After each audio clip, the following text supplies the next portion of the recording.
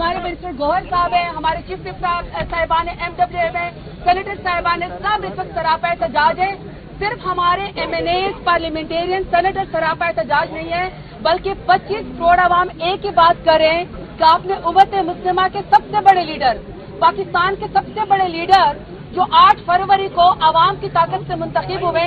آپ نے اس کو کال کوٹڑی میں جو ہے وہ اندر کیا ہوا ہے صرف اس لیے کہ آپ کی اس شخص سے سیاسی مقابلہ نہیں کر سکتے. تو اس لیے آپ نے ان کی بیگم صاحبہ بشرا بی بی کے اوپر, ہماری سیکنڈ ایئر لیڈرشپ کے اوپر, اور سب سے بڑی بات آپ نے خواتین کو پابند سلاسل کیا ہوا ہے. آج تمام لوگ یہ آواز اٹھا رہے ہیں کہ ہمارے محبوب لیڈر,